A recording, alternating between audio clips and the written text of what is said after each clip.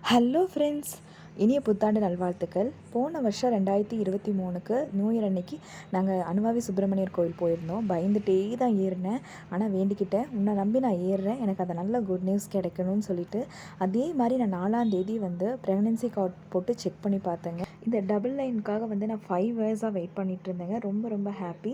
இதை பார்த்த உடனே ஹாஸ்பிட்டல் வந்துட்டேன். அவங்க சொன்னாங்க 20th வந்து ஸ்கேன் பண்ணி பார்க்கலான்னு சொன்னாங்க. ஸ்கேன் பண்ணி பார்த்தேன். அன்னைக்கேன்னு பார்த்து பாப்பாவை கண்டே பிடிக்க முடியலன்னு சொல்லிட்டாங்க. அப்புறம் தான் ஃபைண்ட் அவுட் பண்ணி சொன்னாங்க, யூரின் இன்ஃபெக்ஷன் இருக்குது, அதனால தான் பாப்பா சரியாக தெரிய மாட்டேறாங்கன்னு சொல்லிட்டாங்க. சரி, ஓகே, அதுக்கு ஃபஸ்ட்டு மெடிசன் போடலான்னு சொன்னாங்க. மெடிசன் எல்லாம் கொடுத்துருந்தாங்க. அடுத்த டைம் பார்த்தீங்கன்னா 2ஆம் தேதி மறுபடியும் ஒரு ஸ்கேன் பண்ணி பார்க்கலான்னாங்க. அந்த ஸ்கேன்லேயுமே பாப்பா நல்லா இருந்தாங்க, எந்த பிரச்சனையுமே இல்லை.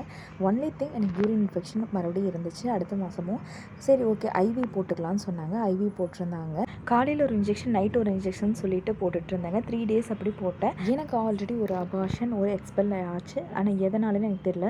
மேபி ஒரு செர்விக்கல் இன்காம்பிட்டன்ஸாக இருக்கலாம்னு சொல்லியிருந்தாங்க. ஸோ அதனால் இந்த டைம் வந்து செர்விக்கல் வந்து லென்த்தை வந்து மெஷர் பண்ணிகிட்டே இருந்தாங்க. அதனாலேயே அடிக்கடி ஸ்கேன் பண்ணிகிட்டே இருந்தாங்க.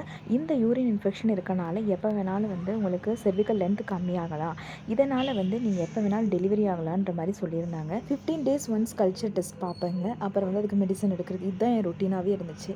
சரி, இதெல்லாம் முடிச்சு பார்த்தீங்கன்னா 3rd month ஸ்கேன் வெளியே அனுப்பிச்சி விட்ருந்தாங்க. அப்போன்னு பார்த்துட்டு நான் ஸ்கேன் எல்லாம் பார்த்தா நல்லா தான் இருக்குதுன்னு சொல்லியிருந்தாங்க. அந்த பெரிய ஸ்கேனில் ஃபஸ்ட்டு எங்கள் பாப்பாவை பார்க்குறப்ப எங்களுக்கு ரொம்ப ரொம்ப சந்தோஷமாக இருந்துச்சுங்க. அப்படியே பார்த்துட்டே இருக்கலாம் போல் இருந்துச்சு. நல்லா இருக்காளா, அவள் நல்லா இருக்காளான்னு கேட்டுகிட்டே இருந்தேன். ஆனால் லாஸ்ட்டில் ஒன்றே ஒன்று சொல்லிட்டாங்க, செர்விக்ஸ் லென்த் வந்து கம்மியாயிடுச்சுமா, நீங்கள் சீக்கிரம் போய் டாக்டரை பாருன்ட்டாங்க. அது ஒரு பெரிய வந்து டிசப்பாயின்மெண்ட்டாக இருந்துச்சு. சோச்சோ, அடுத்தது என்ன பண்ணுவாங்கன்னு. ஆனால் ஃபஸ்ட்டே சொல்லியிருந்தாங்க, செர்விக்ஸ் லென்த் கம்மியாச்சுன்னா கண்டிப்பாக வந்து ஸ்டிச் போடுவோம் அப்படின்னு சொல்லிட்டாங்க. அது இல்லாமல் செர்விக்கில் ஒரு பாலிப் இருக்கணும்னு சொல்லிட்டாங்க இந்த டாக்டர். அப்புறம் வந்து பார்த்துட்டிங்கன்னா அந்த பாலிப்பை இப்போதைக்கு எடுக்க முடியாது, ஆஃப்டர் டெலிவரி பார்த்துக்கலாமான்னு சொல்லிட்டாங்க டாக்டர் வந்து கேட்குறப்ப. இதுதான் எங்கள் குட்டி, பாருங்கள் எவ்வளோ செமட்டாக அழகாக இருக்காங்கன்னு. உள்ளே மட்டும்தான் அப்படி இருந்தாங்க, வெளியே வந்து ஒரே சேட்டைக்கார குட்டியாக இருக்காங்க. இங்கே பாருங்கள் 3Dயில் தங்கக்குட்டி எப்படி இருக்காங்கன்னு. ஒரு சந்தோஷம் இருந்தால் கூட வந்து டாக்டர் சொன்னாங்க, செர்விக்ஸ் லென்த் கம்மியாக இருக்குமா, சீக்கிரம் வந்து நம்ம நாளைக்கே சர்ஜரி வச்சுக்கலாம், இது தள்ளி போட வேண்டாம்னு சொல்லிட்டாங்க. நான் புதன்கிழமை பார்த்தா வியாழக்கிழமையே சர்ஜரியும் வச்சுட்டாங்க. யூரின் இன்ஃபெக்ஷன் ரிசல்ட்டும் வந்து பார்த்துட்டிங்கன்னா வந்துருச்சு. அதுலேயும் சென்சிட்டிவ் தான் வந்துச்சு. அந்த மெடிசனும் இருந்துச்சு. சரி, அது 3 நாள் முடிச்சோடனே சர்ஜரி பண்ணிக்கலாமா அப்படின்னாங்க. ஓகேன்னு சொல்லிட்டேன். செர்விக்கல் ஸ்டிச்சும் போட்டாச்சு. பெட் ரெஸ்ட் தான் எடுக்க சொல்லிட்டாங்க. டாய்லெட்டும் வந்து வெஸ்டர்ன் டாய்லெட் தான் போகணும், இந்தியன் டாய்லெட்டில் போகக்கூடாதுன்னு சொல்லிட்டாங்க. சாப்பிட்ற நேரத்தை தவிர்த்து மிச்சம் எல்லா நேரமே படுத்தே இருக்கணும்னு சொல்லிட்டாங்க. நான் ஹோம் டியூஷன்ஸ் எடுத்துகிட்டு இருந்தேங்க. ஆனால் அவங்க ரொம்ப சப்போர்ட்டிவாக இருந்தாங்க. இதில் தன்யா மேம்க்கு வந்து ரொம்ப தேங்க்ஸ் சொல்லணும். அவங்க அப்படியே வந்து ஆன்லைன் டியூஷனாக கன்வெர்ட் பண்ணிட்டாங்க. இதுக்கும் நான் படுத்தே தாங்க டியூஷன் எடுப்பேன். ஆனால் அவங்க ரொம்ப சப்போர்ட்டிவாக இருந்தாங்க அதுக்கெல்லாம். அடுத்தது அனாமலி ஸ்கேன் பண்ணியிருந்தாங்க. அனாமலி ஸ்கேனுக்கு ரொம்ப பயந்துகிட்டே போனேன். ஐயோ, ஏதாவது சொல்லிடுவாங்களோ, இதுதான் பெரிய ஸ்கேனு, பாப்பாவுக்கு ஏதோ ஒன்று சொல்லிடுவாங்களோன்னு பயந்துகிட்டே போனேன். ஆனால் நல்லபடியாக தான் எல்லாமே சொன்னாங்க. ஒன்றுமே பிரச்சனை இல்லைம்மா, பாப்பா சூப்பராக இருக்கான்னு சொன்னாங்க. நான் எதுக்கு ரொம்ப பயந்துட்டு இருந்தேன், செர்விக்ஸ் லென்த்துக்காகவும் பயந்துட்டு இருந்தேன். பார்த்தா அதுவும் நார்மலாகவே இருந்துச்சுங்க. பாப்பாவை ஸ்க்ரீனில் காமிச்சாங்க. ஆனால் எனக்கு அவ்வளோ ஒன்றும் கிளியராக எதுவுமே தெரியவே இல்லைங்க. இதுதான் கிட்னி, இதுதான் ஹார்ட்டு, எல்லாமே நல்ல டெவலப்மெண்ட்டில் இருக்குது. கை காலெல்லாம் காமிச்சாங்க. கை கால் மட்டும் நல்லா தெரிஞ்சிச்சு, மிச்சப்படியெல்லாம் எதுவும் தெரியலைங்க எனக்கு. எங்கள் வீட்டில் வந்து இந்தியன் டாய்லெட் தாங்க, வெஸ்டர்ன் டாய்லெட் இல்லை. டாய்லெட் சேர் தாங்க நான் யூஸ் பண்ணிகிட்டு இருந்தேன். அப்போ சொன்னாங்க, இதெல்லாம் நீ யூஸ் பண்ணினா உனக்கு வந்து சீக்கிரம் வந்து இன்டர்னல் வாய்ஸ் ஓப்பன் ஆயிரும் அப்படிலாம் சொல்லி நிறைய பேர் பயன்படுத்தி விட்டாங்க. சீக்கிரம் வந்து பார்த்திங்கன்னா உனக்கு காலெல்லாம் தூக்கி வச்சுருவாங்க, உனக்கு ஸ்டிச் போட்டுருக்கலாம், ரொம்ப பயன்படுத்தினாங்க. ஆனால் டாக்டர் சொன்னாங்க, நீ எதுவுமே பயந்துக்காதமா, இன்டர்னல் ஒயர்ஸ்லாம் க்ளோஸில் தான் இருக்குது அப்படின்னு சொல்லியிருந்தாங்க. எப்படி நீ வந்து பெட் ரெஸ்ட்டை மெயின்டைன் பண்ணுறியோ அதே மாதிரி நீங்கள் மெயின்டைன் பண்ணுங்கள், தயவு செஞ்சு எந்திரிச்சு எந்த வேலையெல்லாம் செஞ்சிடாதீங்கன்னு மட்டும் சொல்லி அனுப்பிச்சாங்க. இந்த இடத்துல வந்து என் அம்மாவுக்கு தான் ரொம்ப ரொம்ப பெரிய பெரிய நன்றி சொல்லணும். ஏன்னா நான் பாத்ரூம் போனது கூட எடுத்துகிட்டு கொண்டு போய் அவங்க தாங்க ஊற்றுனாங்க. அந்த மாதிரிலாம் கிடைக்கிறது வந்து பெரிய பாக்கியம். அதுக்கு வந்து நான் புண்ணியம் தான் செஞ்சுருக்கணும். ஆனால் எனக்கு அது ரொம்ப கில்ட்டியாக இருந்துச்சு. நம்ம பாத்ரூம் போய் அதை அம்மா ஊற்றுறாங்கன்னு ரொம்ப கஷ்டமாக இருந்துச்சுங்க.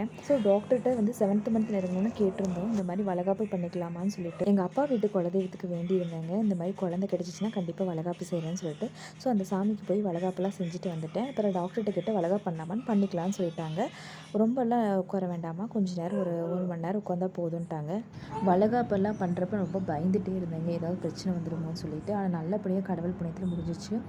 அடுத்த ஸ்கேன் கொடுத்துருந்தாங்க. இது வந்து பார்த்துட்டிங்கன்னா க்ரோத் ஸ்கேனும் பார்த்துட்டிங்கன்னா நல்லா இருந்துச்சு. 33 வீக்ஸில் பண்ணாங்க. ஒவ்வொரு ஸ்கேனப்பையும் ரொம்ப போய் பயந்துட்டே பண்ணுவேங்க, ஏதாவது சொல்லிடுவாங்களோ என்னமோன்னு சொல்லிட்டு. லாஸ்ட்டில் இந்த ஸ்கேனுமே பார்த்தீங்கன்னா ரொம்ப நல்லா இருக்குங்க, எந்த பிரச்சனையுமே இல்லைன்னு சொல்லிட்டாங்க. அப்பாடி அப்படின்னு தோணுச்சு. இந்த ஸ்கேனோட முடிச்சிருவாங்கன்னு நினச்சேன்.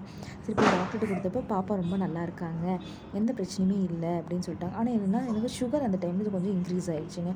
ஸோ வீட்லேயே மானிட்டர் பண்ணிடுங்கன்ட்டாங்க. அதுக்காகவே நான் பார்த்து தாங்க சாப்பிட்டுட்டு இருந்தேன். ஆனாலுமே வந்து பார்த்துட்டிங்கன்னா வளகாப்பு முடித்தோன்னே சுகர் வந்து கொஞ்சம் ஜாஸ்தியாகிடுச்சுங்க. எல்லாம் ஸ்வீட்டு அது இதுன்னு கொண்டு வந்ததில் கொஞ்சம் வந்து டெம்ப்டாகி நிறைய சாப்பிட்டுட்டேன். அதனால் வந்து ஏறிடுச்சு. அதனால் எப்படியோ கண்ட்ரோலில் தான் வச்சுருந்தேன். மெடிசன் போட்டு 1 மாதம் மட்டும்தாங்க எனக்கு யூரின் இன்ஃபெக்ஷன் பார்த்தப்ப இல்லை, நோ க்ரோத்துன்னு வந்துச்சு. மிச்சம் எல்லா மாதமும் பார்த்துட்டிங்கன்னா எனக்கு யூரின் இன்ஃபெக்ஷன் இருந்துகிட்டே தான் இருந்துச்சு. ஒன்றா மாத்திரை இல்லைனா ஐவி. நீங்களே பாருங்களேன், இது வந்து 3rd மந்த்தில் மட்டும்தான் க்ரோத் இல்லை, மிச்சப்படி எல்லா மந்த்துமே எனக்கு இருந்துகிட்டே இருந்துச்சுங்க. உங்களுக்கு யூரின் இன்ஃபெக்ஷன் இருந்தால் சாதாரணமாக இந்த டைமில் நினைக்காதீங்க, கண்டிப்பாக பார்த்துருங்க. க்ரோத் ஸ்கேன் பார்த்துட்டு வந்ததுக்கப்புறம் பார்த்துட்டிங்கன்னா பாப்பா வெயிட் ஏறிட்டே போயிடுவாடா, உனக்கு வலி மாத்திரை கொடுக்குறேன், 29th வந்து அட்மிட் ஆயிருங்கன்னு சொல்லிட்டாங்க. ஃபைனலாக 29th அட்மிட்டும் ஆகிட்டோங்க. 30th பார்த்துட்டிங்கன்னா வந்து வலி மாத்திரையெல்லாம் கொடுத்து பாப்பா வெளியே வரல. ஸோ ஆப்ரேஷன் பண்ணி தான் எடுத்தாங்க. லட்டுக்குட்டி வந்து 30th ஈவினிங் 6:45க்கு வெளியே வந்துட்டாங்க. கேர்ள் பேபி தாங்க, எங்களுக்கு பிடிச்ச மாதிரியே கேர்ள் தான் வந்தாங்க. அவங்க பேர் வந்து கயல் குட்டி. யூஸ்ஃபுல் ஆனது வந்து ஒரு கேர்ள் பேபி தாங்க. ஆனால் நம்பவே இல்லை எனக்கு கேர்ள் பேபி வந்து பிறப்பாங்கன்னு.